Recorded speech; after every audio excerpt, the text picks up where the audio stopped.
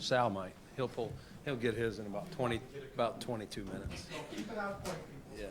We're gonna ask more questions just above Sal. He'll be twitching in his seat. Is everybody ready in the back? You guys good? Okay. Before, I know you guys got lots of questions. I just want to thank some people. You know, I don't get in front of you guys a lot during the season. And so obviously I want to start with our players and coaches. You know, heck of a job, heck of a run. I wish this wasn't my end of season presser right now, you know, as they do. But they did a heck of a job, and it's painful to come up short, as you know, and we'll get into that. I also want to thank our support staff, you know, all of our downstairs people, the trainers, equipment guys, strength staff, performance, all the people, player engagement, all those people that put their arms around our staff and our players as they navigate the season and the off season, and all our front office people that help me keep me sane and keep me going in the right direction, you know, and then some people that don't get, you know, notoriety a lot. And hopefully I think Sean thanked some of those guys after some of those home playoff games, but with the weather here, the snow, all that stuff, Andy Major and his crew, Aaron Rumella and our grounds crew, just getting those fields ready to play, not easy, as you guys all know, just getting here and having those games at home. We love having home playoff games in January. Obviously, we'd love to get the AFC Championship game here. We're always close, but haven't been able to get that yet. So we'll keep swinging the sword for that. But with that, you guys can fire away. Brandon, you have frequently said that your final game provides a window into what your team maybe needs moving forward. So with that in mind, what do you take away from this loss in terms of what this team needs to maybe build on in this offseason? Yeah, good question, Jay. You're right. The further you go, as you face the better competition, teams are going to try and, you know, as we do, we try and attack teams' weaknesses with our strengths, and they do that. And you're never going to be with the cap. You're never going to be strong in all spots. But, yeah, I think there's some areas that, you know, maybe some of it in that game was we didn't play as well in a certain spot, or maybe they found something. I don't think it was always the same thing. It wasn't a common theme. Some years you're like, hey man, we just couldn't stop the run all season. You know, our defense, you know, had a few injuries early in the year, kind of battled. We hit that stretch where we played the Rams and Detroit, some shootouts, but I really thought, you know, as we got down the stretch, they were really coming together. Milano got some more play time. Terrell Bernard got a little healthier.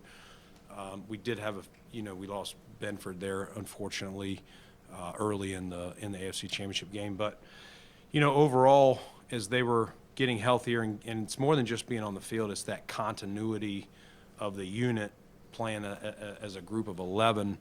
But, yeah, there's definitely some areas. I don't want to go into specifics or anything right now, Jay. It's so fresh, and so there is an evaluation now, but you don't want to just cut it off. You want to think holistically and not make because this player or this position group didn't play to the level they would normally play or that they would like to just throw it all out and say it wasn't good. So we're going to continue to do that in the coming weeks. I could probably more clearly, fairly answer that in a few weeks. Brandon, when it comes to as much success as you've had, you and Sean have had here over 8 years, what do you make of that narrative out there that this team is incapable of winning the big game yet? And I know it's 8 years in, Yeah. and you've had, despite all your successes. Yeah. Listen, until you do it, you're always going to get questioned, right? It is what it is. We know that. We're aware of that. I don't think it takes away from the success, though. I think you have to, again, not just look at it in a vacuum. You know, you look around, you could be a team that's not made the playoffs the next number of years. We know this team went 17 seasons.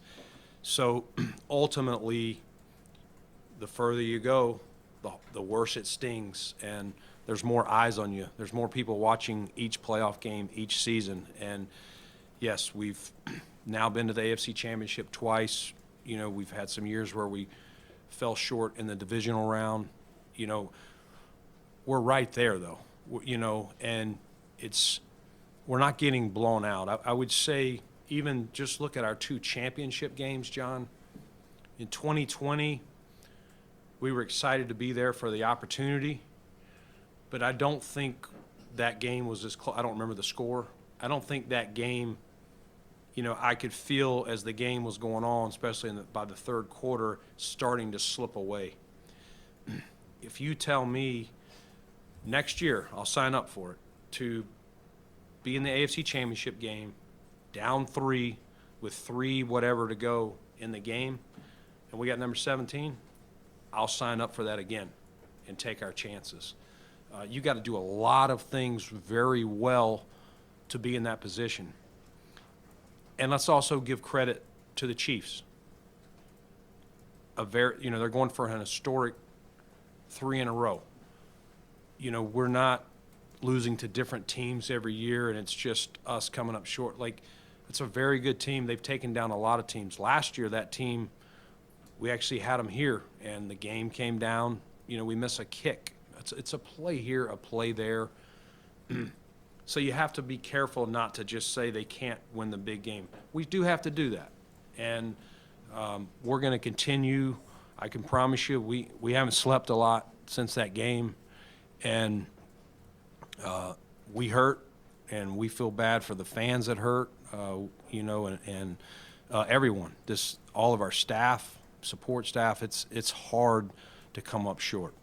And so we're going to continue to turn over every rock, every stone. But again, the last 5 years, this team, counting playoffs, has averaged 13 to 14 wins.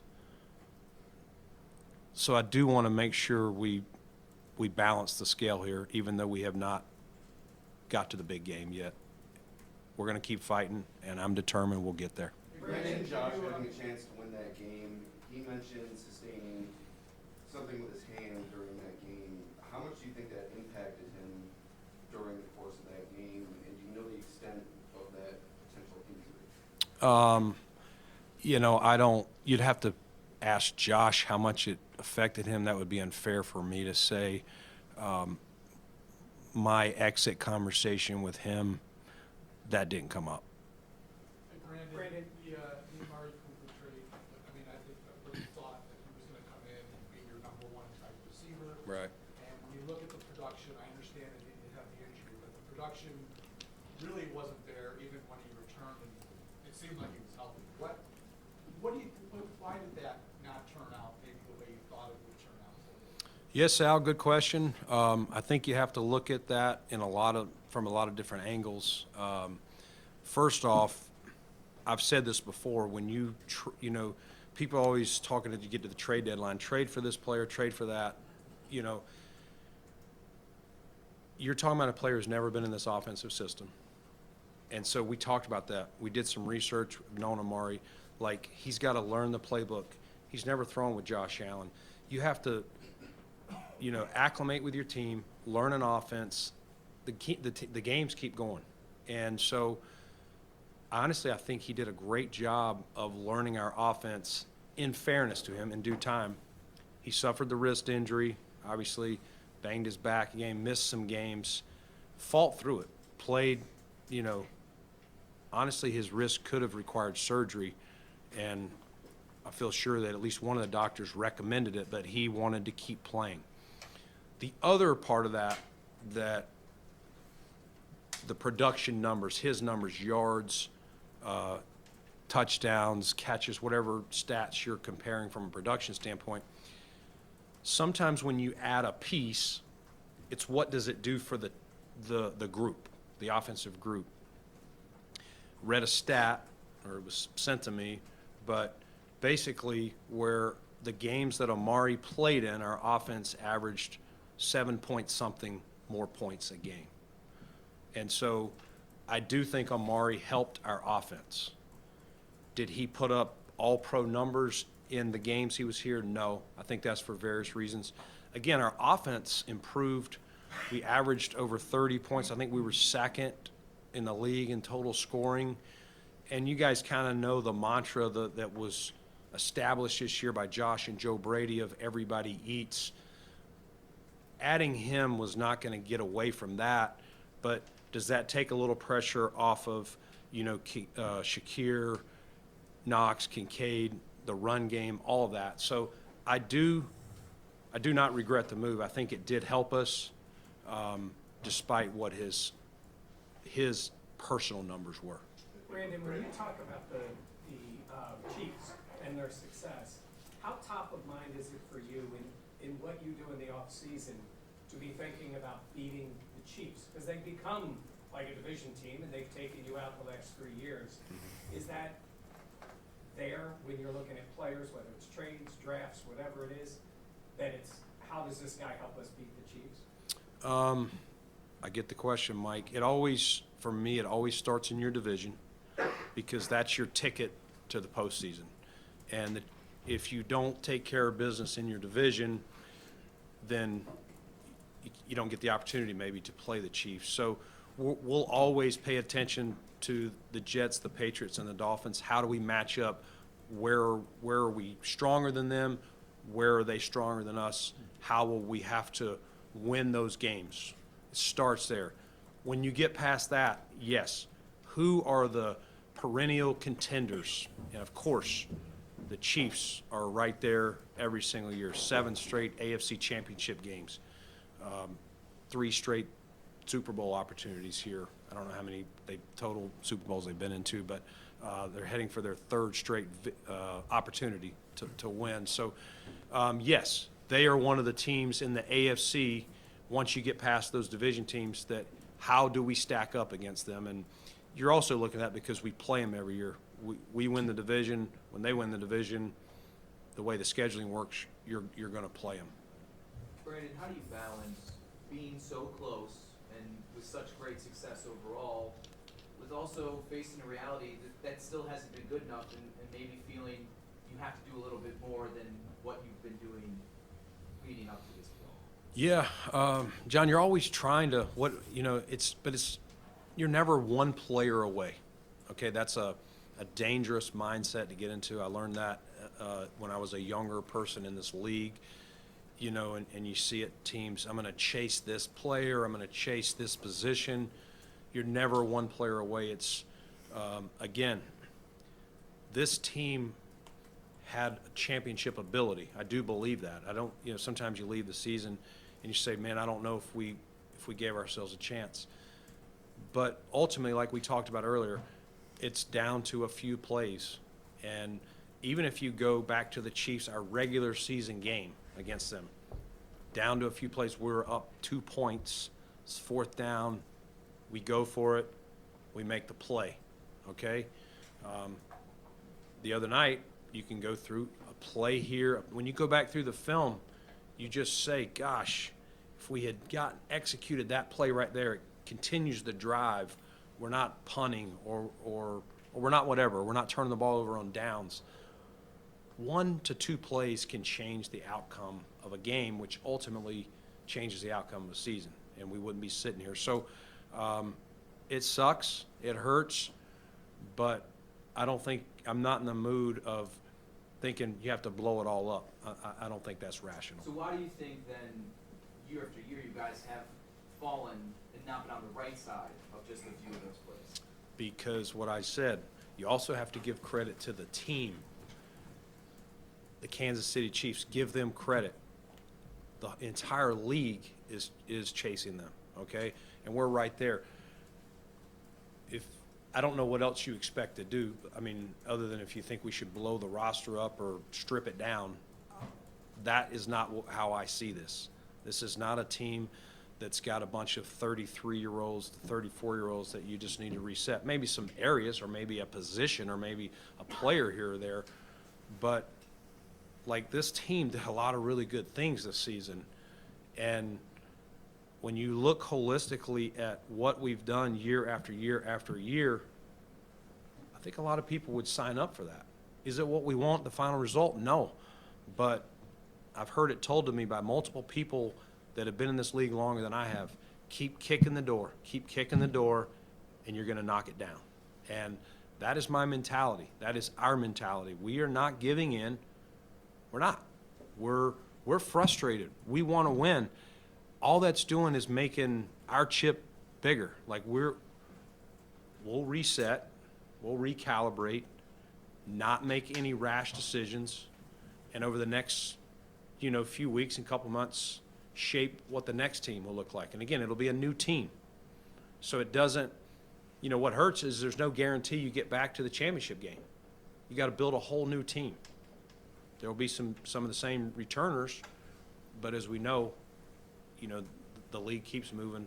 You lose some players retire, whatever happens. So I hope that answers your question. Brandon, would you say that right now, looking back last year at the changes you did make, are you in a better position, both salary cap wise and roster wise, to where you might have been a year ago today having this press conference?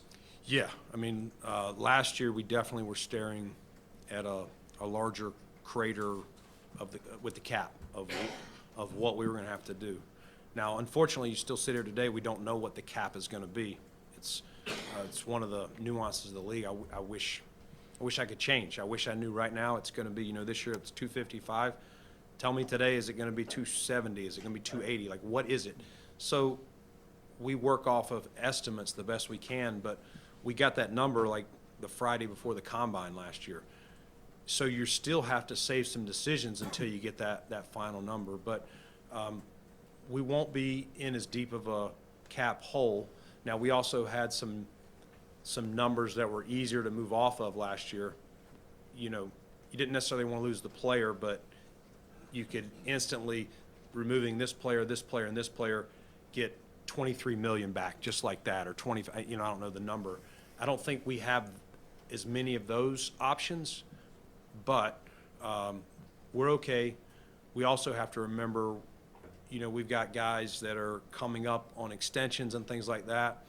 So I don't expect us to be, as I said here a year ago, big spenders in free agency or anything like that. We still have to manage this cap because we're not going to, again, try and set this thing up to go into a year where we got to strip it all down while we got number 17. We want to give him every chance every single year to see if that team in 25, 26, 27, and as many years as he can play can contend for a title. Brandon, you mentioned the plays needed to win games, and the phrase game of inches comes to mind. There were a few plays in that game this past Sunday where you may not have gotten the benefit of some close calls, and there's been a prevailing thought amongst the fan base that maybe you got the short end of the stick in those calls. And I'm not trying to get you in trouble here, but what's your perspective on that, and do you understand why the fans may have felt that way this past weekend? Yeah, it's frustrating. There's only so much I can say. I don't. We work with the league to try to get clarity, and I'll give them credit. They've taken our calls, they've sent video and things like that. I just, I wish, if you're talking about like the fourth down play, that was, I feel like he got that. And I still feel like he got that. I felt that in the moment, and nothing has changed my mind on that,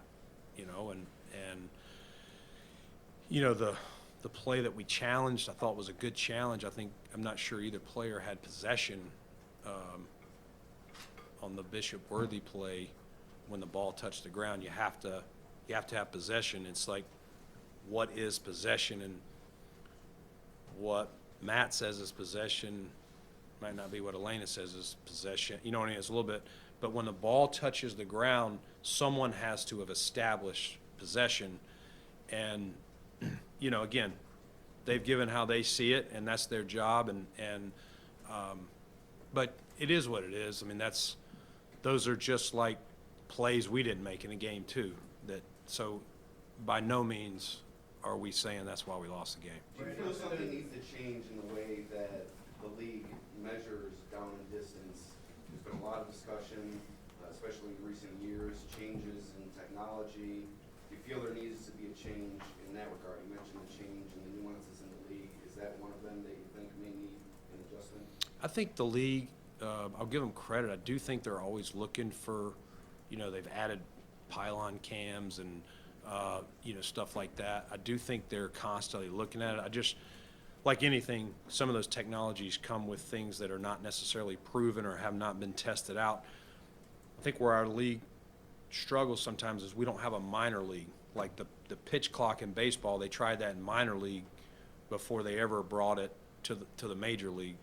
And if you had a minor league, our minor league is mainly college football, which has some different rules. But I think that's probably where the NFL would be better. Even having officials to be able to officiate. I mean, that's how major league umpires, get up there, is they don't just start in the majors or start in college.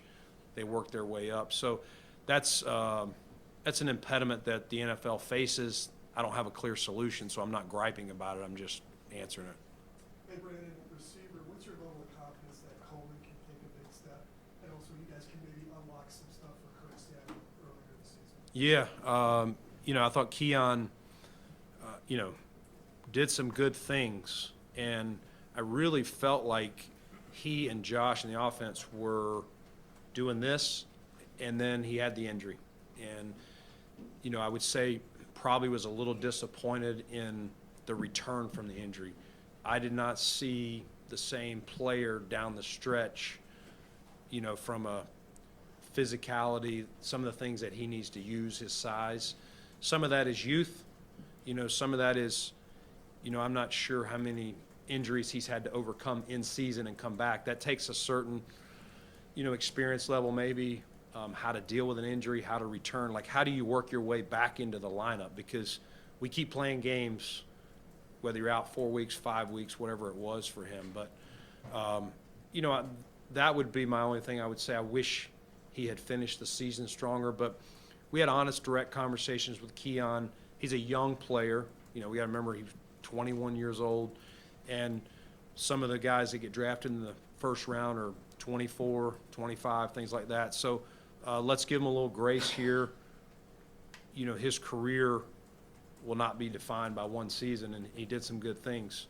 He has a skill set that we think will play well in this offense, but it's up to him. He's going to have to work very hard this offseason. Him and Josh continue to work on that rapport together, but I'm optimistic that he'll do those things, and that we'll see him continue to improve going into year two. Oh, I'm sorry. And Samuel, yes.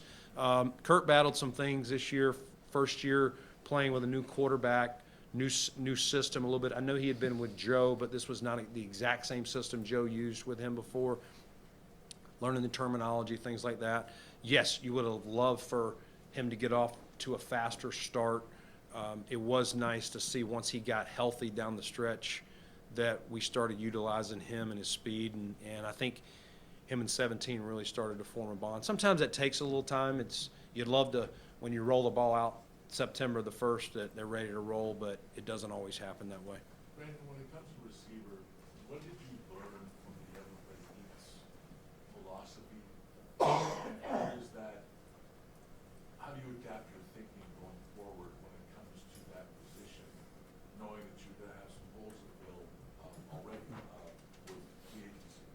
Yeah, John, I commend this group, and when I say this group, more than just receivers, the entire offense. I thought the backs all had their moments, and they're competitive. They all want the ball, just like these receivers. They're running routes. When you leave that line of scrimmage, you have to be thinking you're getting the ball.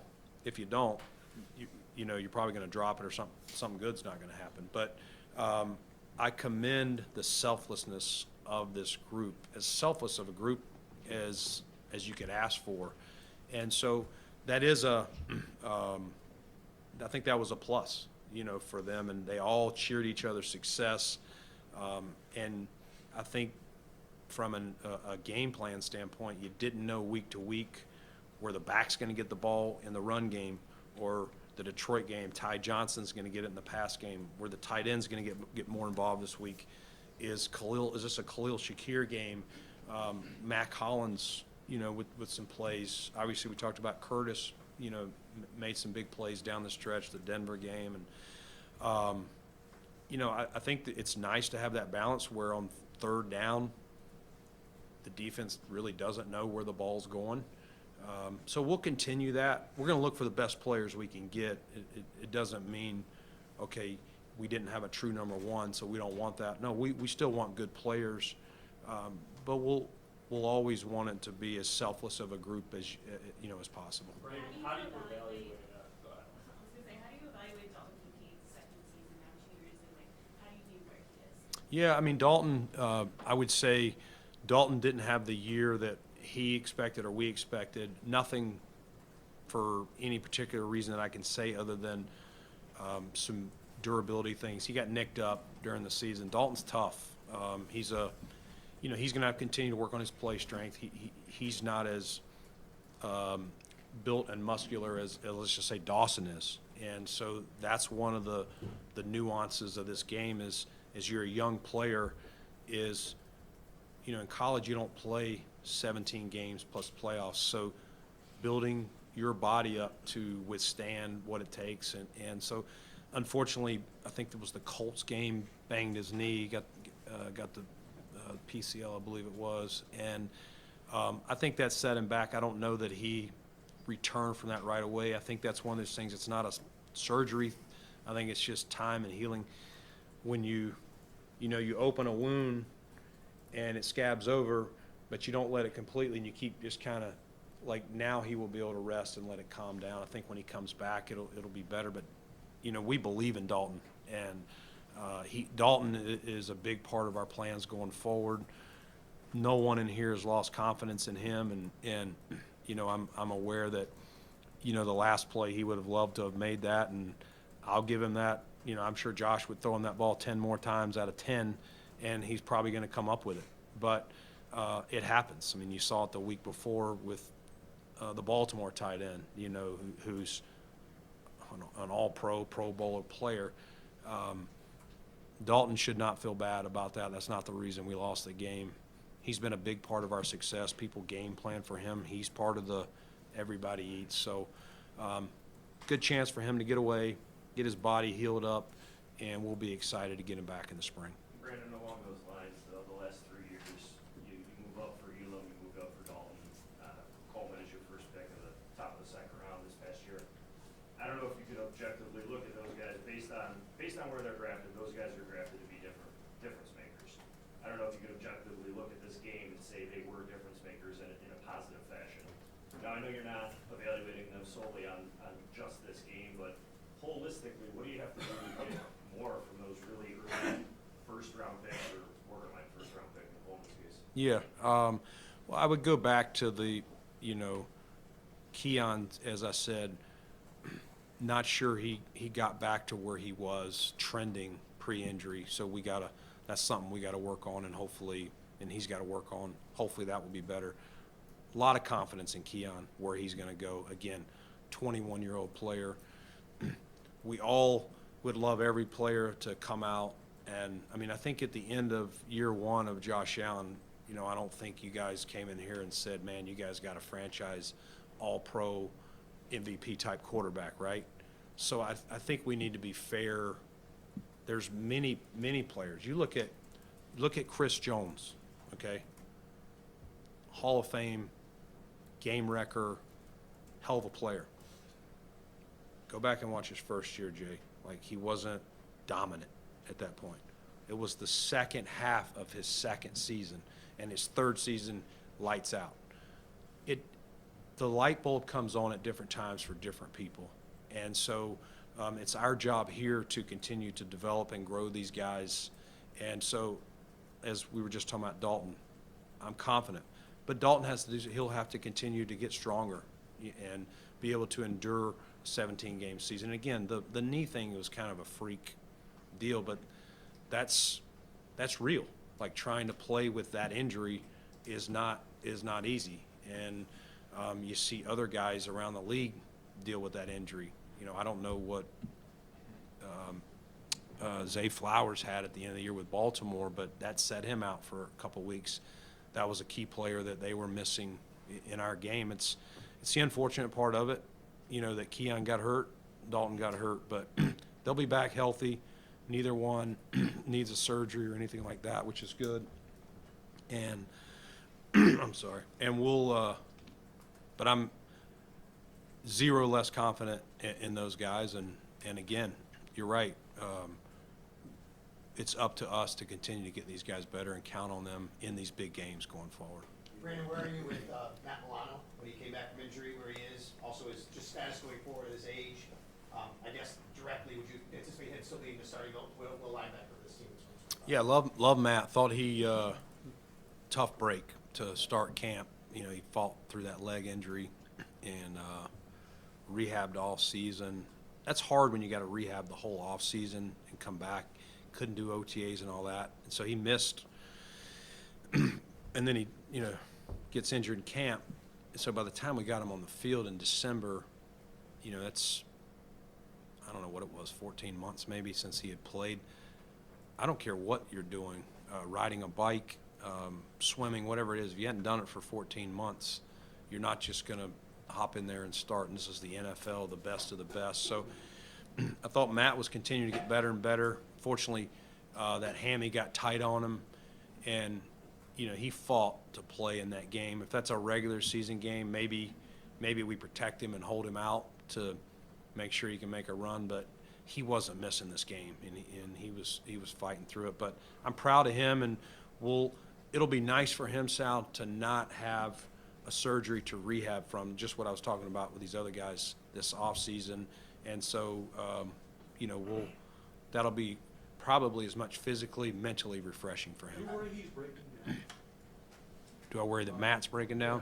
Just because of just how many injuries he's had. Yeah, I mean, that's I wouldn't say that I'm worried about him breaking down. I think it's something that we're aware of with age, and sometimes one injury can lead to another injury. That's a proven thing as far as statistically more likely to get another injury, in the same or the opposite side. But we'll continue to look at how to armor him like we do every player. We'll have an individualized plan for him when he comes back. Luckily, he's not rehabbing. He'll be healthy, and so again, with all these guys that have had some types of, whether it's soft tissues or whatever their injury was, we'll have a plan for them when they return. Brandon, how do you evaluate your defense? I know that you said everything is a couple plays away, and your offense has all the chance to take the lead. Yeah. But a trend has been in some of these elimination games, your defense has given up more points than they do regularly. How do you evaluate that? Yeah, I mean, there's not a quick answer I can give you here, Matt. I mean, you look at everything. I start with myself and say, did we give the coaches the right talent, the pool? How healthy were we in each of those games? Were we missing a guy? Were a couple guys nicked up? Who did we play? How did we get beat? Were we getting run on? Was it all pass stuff? Whatever the case may be. So there's not a short, brief answer. It's something, we'll look at, we have looked at, we'll continue to look at and see, that we can find solutions, to continue to improve there, in the big games that you're talking about. Along those lines, do you need to be better in man coverage to get past the Chiefs? I think you need to be better at everything. I mean, listen, they're a very good team. If you lock them down in man, they'll come up with some others. They'll come up with rub routes and things like that. I don't think it's one thing. I think you need to be able to and you can't just build your team for one team. Like that's dangerous, Mark, because if you do that and you don't get there, or they happen to fall and another team is in your way and you don't match up well with them now, well, we were prepared just for the Chiefs and we met the Cincinnati Bengals, and that's not going to fly with you guys when I come down here and say, well, we thought we were going to play the Chiefs. We built this team to beat them. Damn, they lost. We were pulling for them. You know what I'm saying? Like, you want to be able to play indoors when it's 70 degrees, there's no wind. You want to be able to play when there's 30-mile-an-hour wind. You want to be able to play the San Francisco game when it's snowing. You want to be able to play press man. You want to be able to play off, eyes on the quarterback. You want to be able to spy when you need to spy. The week before you got to play zone read with Lamar, who's maybe the most dangerous quarterback, at least since Michael Vick, with the ball in his hand, and then Derrick Henry, a generational talent there. Like, you can't just build it for one team. And I understand the question, but I think that's very dangerous. Brandon, sticking with the defense, the defensive line in particular, we know that you've invested a lot of high-round picks. Yep. Spent money on Von Miller. I think the fan base is generally underwhelmed by the pass rush, and especially in these elimination games the last 5 years. What do you have to do to find a better pass rush? Yeah, listen, we always want to be strong up front, Sal. We do. The other teams are good too. They do things. They scheme you. They're aware of where your strengths are, where your weaknesses are. Vaughn, signing him, yes, when we signed him a few years ago, we were trying to get a guy. We could not get to Mahomes in the 13-second game, and Vaughn had a heck of a run with the Rams to help them seal some games, including the Super Bowl. And so, yes, and I thought Vaughn started that year very well. I think he had 8 sacks in 9 or 10 games. Like, he was playing like a top 10 defensive end. Unfortunately, you can't predict those injuries. And people say, well, why would you pay a 30-something-year-old? Well, like, we paid Tre'Davious White. Unfortunately, he tore his ACL. Like, you can tear your ACL in high school, college, a 20-year-old, a 30-year-old, whatever. It is what it is. Unfortunately, it's as late as Vaughn did it, similar to Tre'Davious. We kind of lost him for the next year. And so I thought this year you started to see Vaughn return to form, made some plays, made some sacks, looked more like himself. I'm sure he would like some opportunities back the other night to get Mahomes down. Those guys did a nice job. They made the plays they had to make. Again, it's not just one thing, but we always want to be strong up front. We want to stop the run, see if we can get you into a drop-back pass game, and then get after you. And those words I know sometimes can ring hollow if you don't get the final result, but I don't think you want to throw out the success that some of the guys had up front, Greg, AJ, Ed, Vaughn at times, and some of those guys. So we'll always, just like our O-line, we'll look at that, and if there's areas that we can get better there, we will try to address that. Quick follow on that. You mentioned Chris Jones a few minutes ago. He's a guy that, like, in these big moments, seems to always be a game record in any game. Yeah. I feel like on the offensive side of the ball, you have that. Josh Allen, these games, he reaches that level. Yeah. Do you need to find out one game-changing force on defense to be able to get past this round? Yeah, there's not a lot of Chris Joneses floating out there. I get the question, yes, but where do you land that? I don't know many teams that are going to hand you a Chris Jones or a game wrecker. They're probably sewed up. You know what I mean? Like, you look around, there's not a lot of players that make 28 to 30-some million dollars a year, which I think is kind of what those high-end defensive players are making. We're not ever picking in the top 5, 10. Like, not to say you can never get those guys. Chris Jones actually fell to the second round, and we'll turn over every stone we can to find them. But would I love to add one of those guys? Heck yeah, I would. But we have a cap. We pick where we pick. You got to make the best, of what you got. And again, we would love to do that if that player's out there. You don't want to judge a player, especially earlier in their career, on one season on the negative side. Probably the same on the positive side. But when it comes to Xavier Worthy and what you saw from him this season, particularly recency bias with this past Sunday, is there any seller's remorse there with Xavier Worthy? When you say seller's remorse. You had the opportunity to draft him. You bypassed that opportunity with the trade. Is there any remorse there that maybe you would have wanted to draft the player, seeing how it played out this season? Listen, you look at every I mean, there's players every year. You look at every draft that you decide. Again, I'll go back to my statement about Keon. No one's going to make the Hall of Fame after year one, and no one's going to get thrown out of the league. You know, both players can be good for both teams years to come. We'll look back in 4, 5, 6 years and decide what players that we drafted worked out for us and other teams as well. And so I don't think today you and I can draw a statement of how either one of these careers will go. I understand the question, but we're always going to make moves about the Buffalo Bills, just like they're always going to make moves about the Kansas City Chiefs. So when you make a decision to trade with them or trade with someone else, it's about what's best for the Buffalo Bills. And again, I'm sure they made that move to what they thought was in the best interest of the Chiefs. Hey, Brandon, you got Shakir, but Cook extension eligible. How high of a priority is it to get something with them done before the regular season starts?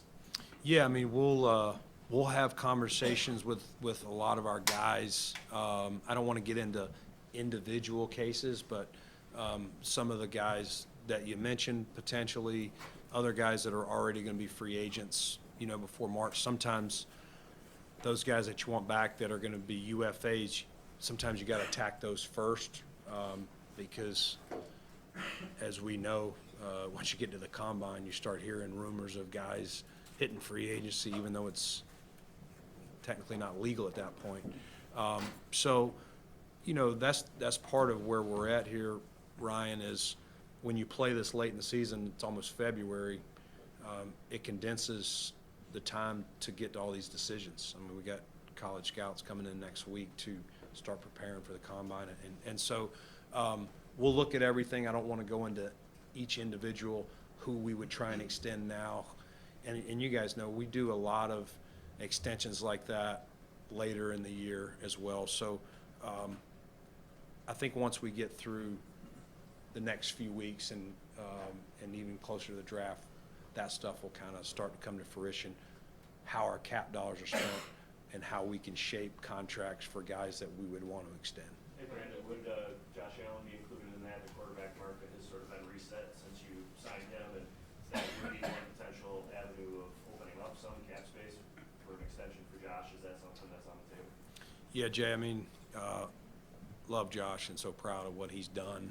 And so, you know, I could be here all day talking about, you know, how great he is and what he's done for our team and where he belongs in the pecking order of all that stuff.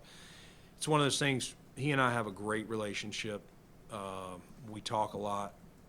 When the dust settles, you know, before we're ever really talking to his agent or his agent's calling me, like Josh and I will have those conversations about holistically about the team, things like that.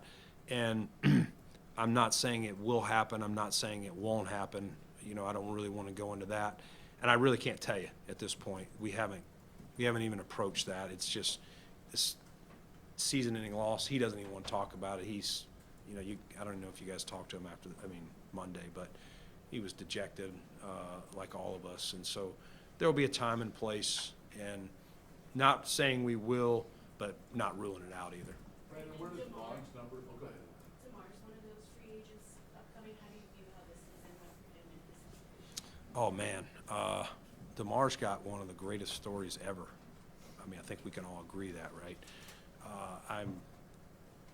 For him, you know, we signed a couple of guys in the offseason. We draft Cole Bishop. You know, we lose Micah and Jordan, but Demar, coming off of, without rehashing his whole story, you know, to come in here, I think when in the spring as we signed people were wondering, is Demar going to make the team? What's his role? You know, and then he goes out and earns a starting job. And not only earned it to start the season, but he kept it all year long when healthy. And so I think he really, I think he even impressed himself, like what he did.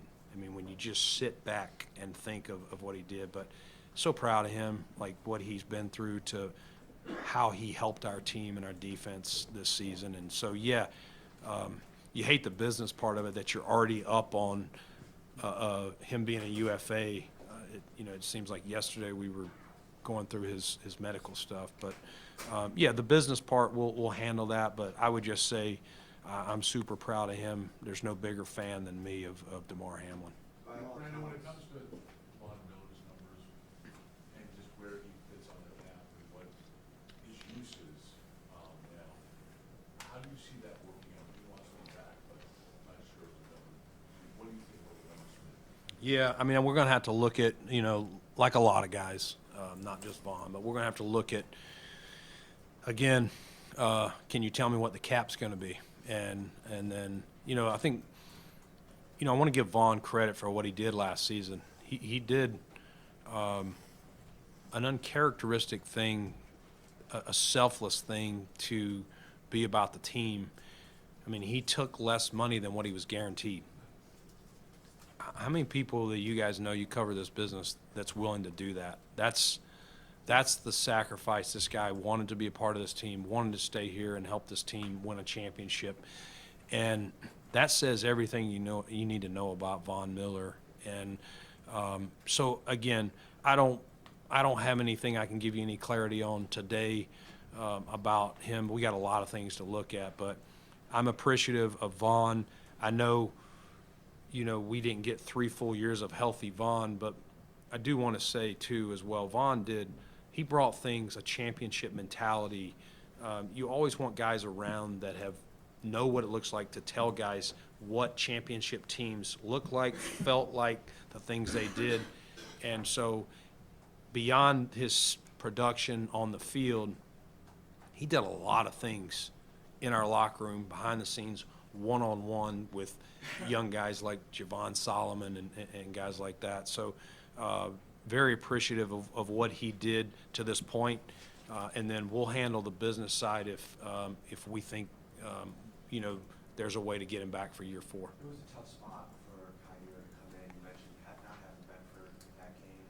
But for Elam as a whole this season, to be inactive for the chunk of the season that he was, like, where do things stand with him, and how do you view him moving in this offseason as a former first-round pick that most weeks just wasn't available?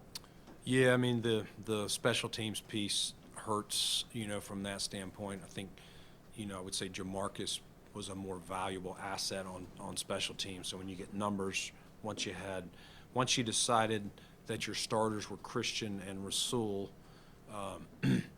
Jamarcus was playing a lot of roles, was playing a backup nickel role at times with Cam Lewis. So you only can put up so many guys, and I know that was frustrating for Kyer. I think there's been a lot of, frustration there, for him. And he's been a pro. He's handled it well. It's definitely not how he envisioned it the day we drafted him, or we envisioned it. Things happen, life happens. These are people you draft, and I think he could have handled things a lot worse. He's such a team. You guys talk to him. He keeps his head up the best he can. Tough spot to go in when you haven't played as much. You always wonder where was their confidence level, because like anything, you stand over a golf ball and hasn't gone well, you haven't played, or you haven't had good shots, what's your confidence level? And so I always use the golf analogies, but I can tell you the guy prepares like he's starting every single week, even when he knows he's going to be inactive, and that's hard, and that's a testament to what a pro he is. But finished year 3, I'm sure he's going to recharge and prepare himself for year 4. Brandon, as Was you there- look back on this season and what happened, how does this team strike you as different than the last few years? This team was, listen, we've had a lot of close units, and, we've had a lot of really good teams, strong teams. This team was as close as you could ask for. It did remind me a little bit of some of the really strong teams we had in Carolina, like that. Guys wanting to hang out here and play chess or whatever in the locker room, or whatever games they would play, or the quarterback's playing Catan, and then guys going over to whether it's Josh's house or somebody else's house to hang out, or guys showing up at other guys' community events. Like, I don't really recall that every year. Maybe it happens some, but that's the hard part when you walk in the locker room.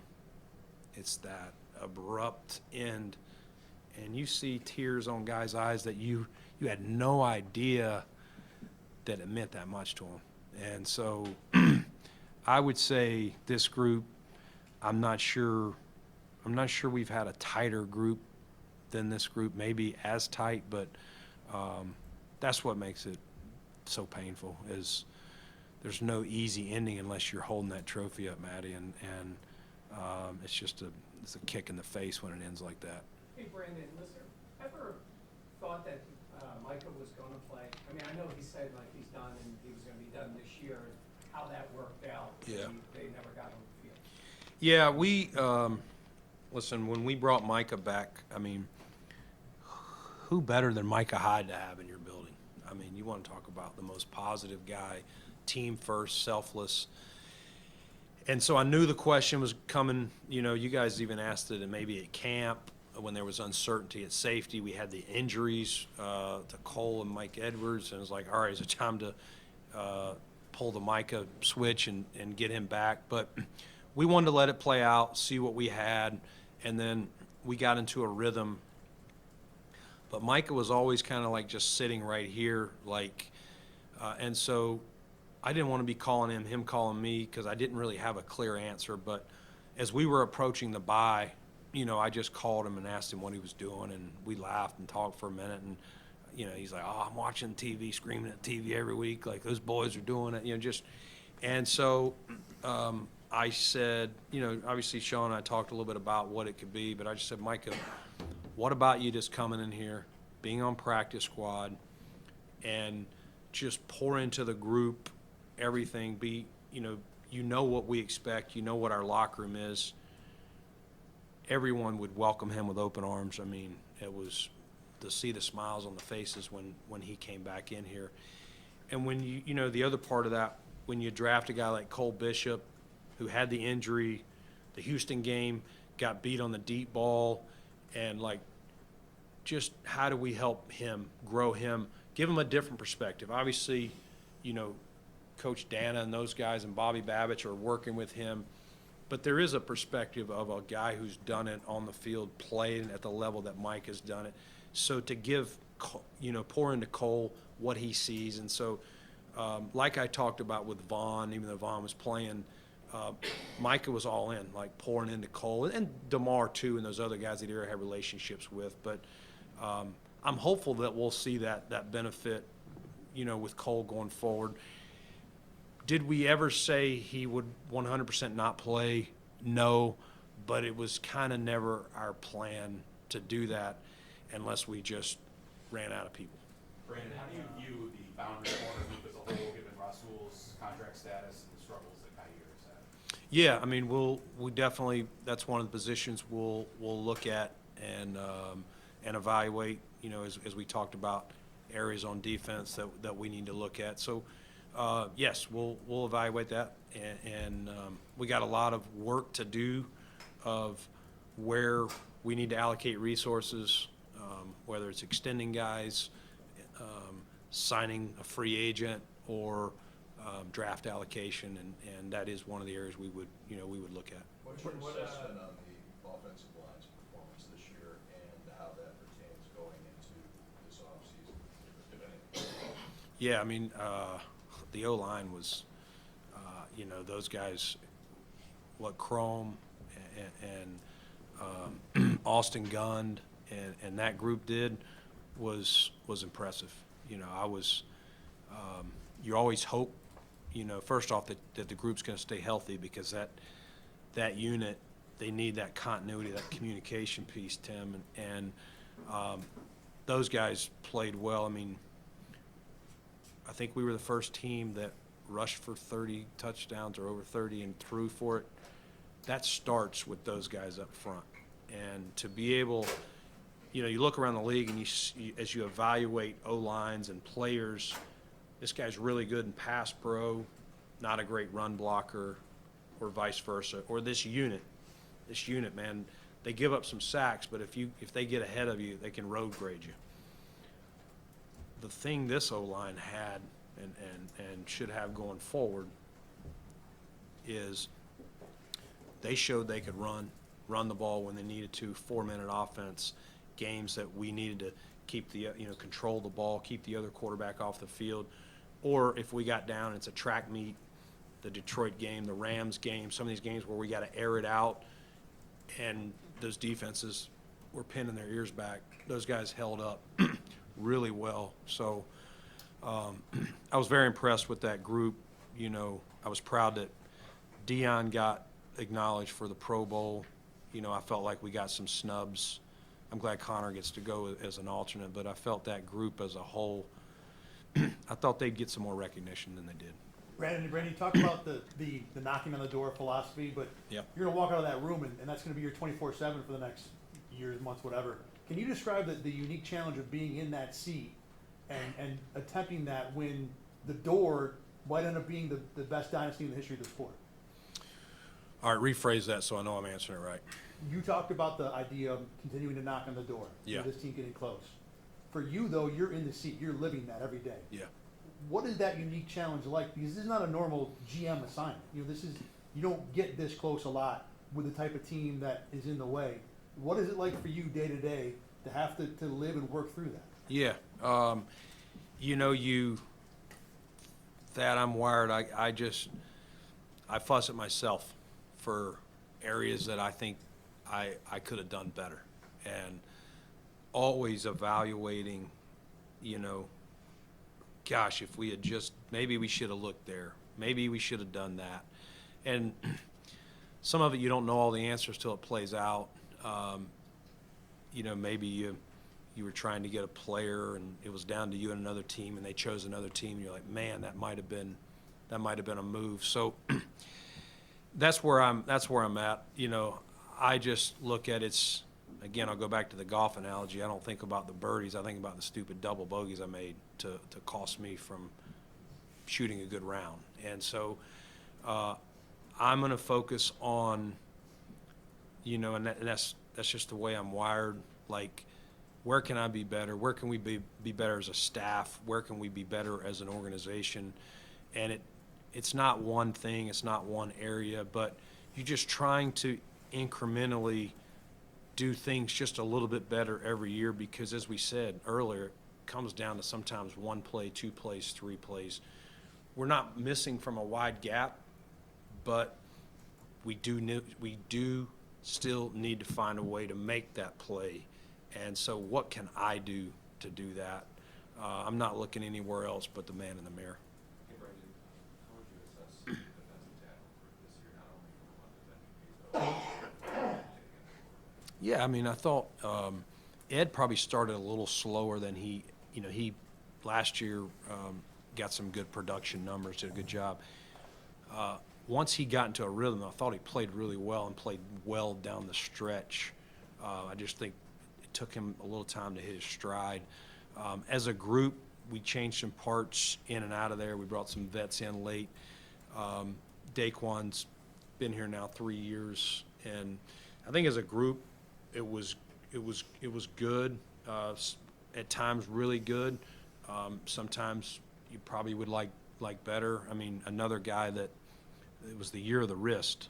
Another guy that suffered an injury was Dwayne Carter, and he was really doing some good things before that injury. He had a big 4th down stop against the Titans when that game was still in the balance, and he was really starting to, ascend as that guy right behind Ed and DQ, and never really got him back on track. But I know he's determined, like Keon, to come back strong. So we went with a lot of different parts. Q Jefferson came in late trying to have a guy that, as a rush guy. Jordan Phillips, we all know Jordan's story. When he puts that Bills helmet on, we get the best out of him, and it's fun to see him. That guy's grown so much, and again, another guy that poured into the group, and then we needed a big stop there, and he made a big play for us to hold them to 3. So like anything, Joe, I think there was some good things, and then some things that you say, man, I wish that was a little bit better. Brandon, what'd you make of the season Josh had specifically in terms of taking care of the football, and even relative to the turnover issues he had as recently as last year? Did you view that evolution in his game as something pivotal for this team in trying to reach its peak version? Yeah, I mean, Sean's biggest message every week, one of his top, is protect the ball. You know, it's probably a lot of teams, but I thought Josh went above and beyond being overly intentional with protecting the ball without like playing scared or playing overly safe. You know, he still played like an MVP, and a credit to him of, I'm going to really be very mindful. And he's still going to make some throws here or there. That's Josh. You're not going to take that out of him. But even, you know, the fumbles, and I don't know where those numbers ended up compared to years, but I'm going to guess they were down. But to have 8 turnovers as a team, and I think he was the only guy that had a turnover. I don't think anyone else lost a ball, which is unique as well. I'm not sure you can count on that every year to have single-digit turnovers, and whatever our margin was like plus 27 maybe. But I thought that was part of the thing that was when people were, you know, who's the MVP, yada yada, and you know we'll find out next week. But people were not talking about that enough, of how much he took care of the ball. Yet our offense was we still scored over 30 points. He didn't take care of the ball, and we turned into a run team, throw the ball, you know, 15 times a game. Like, we're still scoring points. How did you see Sean? Yeah, I think one of you guys asked me, like, at one point, like, is Sean more relaxed? Is he that, like, I do think, you know, he found a groove with, you know, he has a leadership council of kind of pouring into those guys what he needs, and you know, letting some of those guys lead in their own way, where maybe he didn't have to feel like I've got to be here, and there. And I do think, you know, the year before he had took over the defense. It's so hard to do all that and wear the head coach hat. I think it allowed him to stretch himself. But no, I think he, you know, a lot of it is about X's and O's, right? It is, but it's also how do you free your team so that these guys can play loose, fast, yet protect the ball, and make the other team turn the ball over. And I thought, you know, you saw the vibe with him and our team. And like I said, I think our team was very close this year, and I think he helped create that. There does seem still to be a segment, despite all the success, you spoke to it earlier in the press conference, like, a lot of people would take the success that you guys have had as a regime. There's been some national noise about, well, Sean can never get over the hump, so maybe the coach should just move on. Yeah. How do you view that as one of the leaders in the organization and the job that Sean's done overall at the season? Yeah, I mean, I would say it's unfair to pin that on one person. A lot of people say Josh Allen can't beat Patrick Mahomes, and you know, and I can give you reasons why he did. Like, it's, I think it's unfair to pin that on Sean McDermott. It's unfair to pin that on just Josh Allen. The Buffalo Bills lost, you know, this year to the Kansas City Chiefs, the last year, the year before to the Bengals, whatever, you know, whatever those were. And so we as an organization, again, blame me. Like, there's things I could have done better to help Josh Allen more, or to help Sean McDermott more. And I don't know how to explain it any further, Matt. Like, you know, we won 13 games. We could have won 14. We set our people the last game. Like, and I said, since 2020, we've won a lot of games. I don't think there's like magic pixie dust you're going to pour on a coach and he's just going to walk in here and change that. You know, I think as a group, as an organization, again, I'll start with myself, there's things I could have done that would maybe there's things if I did better that would have made the play. You know, maybe if I would have signed a different person, drafted a different person, traded a different, like, there's so many different things that I go through. I think you just got to ignore that noise. There's always going to be noise. If you don't hold the trophy up, you know, if we'd have lost to the Ravens, if whatever happens, Mark Andrews catches that ball and somehow it gets to overtime and they win the game, that would be the narrative. Like, we got out-coached in that game. You know what I'm saying? Like, if you don't win the game, they're going to say they out-executed you and out-coached you. But no one said last week, because we won by 2 points, no one was saying we got out anything. And I didn't read their narrative. But if you don't win the championship, if you come up short like we did and like we have, that's what people are going to say. Can you guys win the big one? We just have to keep kicking the door down. Brandon, understanding that narrative and understanding that noise, how difficult is it, or does it just take time to remove yourself from those emotions to objectively evaluate your team for the next season? Is it just time, or is it just, how do you process that emotion? Yeah. You know, I can tell you right now I still have emotion. You can hear it in my voice a little bit. So it'd be unfair for me to make any big-time decisions right now. And that's why, as you guys have asked about players or, you know, they're coming back or free agents, like, it's still too raw. It's still too emotional. I'm going to work through the things with our staff that we need to work through, areas with that will lead to decisions, but I don't think it would be responsible for me right now this week to do that. But they're coming. We know we have a window of time, and we'll get there. I got to get through the emotion of it. How was your game? I don't even know how to play. Yeah. So Brandon, bad. can you give us an update on Christian Bedford? How's he doing? Benford is, you know, he's in the protocol, so I can't say too much, but he came up to my office yesterday, smile on his face, so all good. But he's still in protocol. For the record, did Josh break his hand? No.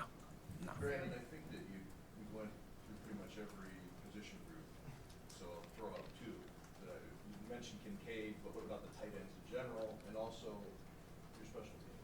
Tyler Bass this year, what he did. I thought the tight ends, you know, I thought Dawson, I don't know what Dawson's statistics were. It might not have been statistically like we were talking about Amari's, his individual stats, but as a complete tight end, I thought Dawson had his most consistent year. And when we talk about selfless, I'm not sure there's a more selfless guy than Dawson Knox. You draft Dalton Kincaid, there's all this hype that Dalton's going to do this, and what's your role? That guy comes in here every day. He puts his arm around Dalton, roots for him like a pro's pro, as selfless as you can get. You need as many guys like Dawson Knox as you can to win a championship. Those are the types of players, even if their stats aren't what Kelsey's and some of these, you know, guys are. He does so much for our team that you guys don't even see of the man he is, the leader he is. So we are lucky. Just he is not going to give a speech to the whole team, but he's going to pull guys to the side.